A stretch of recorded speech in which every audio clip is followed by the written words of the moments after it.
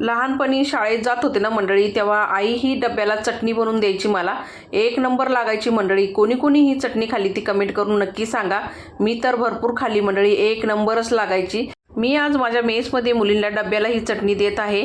त्यासाठी मस्त असे बटाटे चराचरा चिरून घेतले, तसंच लाल लाल टमाटर चिरून घेतले चांगले बारीक, कांदा चिरून घेतला, उभी हिरवी मिरची चिरून घेतली, कढईमध्ये तेल गरम करून जिरा मोहरी ठेचलेलं लसूण उभी चिरून घेतलेली हिरवी मिरची कढीपत्ता कांदा आणि वरतून 1 चमचा मीठ टाकून गुलाबी रंगावर कांदा परतून घेतल्यानंतर हिंग, घरगुती मसाला, लाल काश्मीरी मिरची पावडर, धना पावडर, गरम मसाला, हळद टाकलं, परतून घेतल्यानंतर त्यामध्ये बटाटे टाकले चिरलेले, मिक्स करून घेतले चांगले, टमाटर टाकला, परत एकदा चांगले परतून घेऊन ना झाकण ठेवून हे वाफेवरती चांगलं शिजून घेतलं. आता इथं बटाटा शिजलेला आहे चांगला आपला वाफेवरतीच.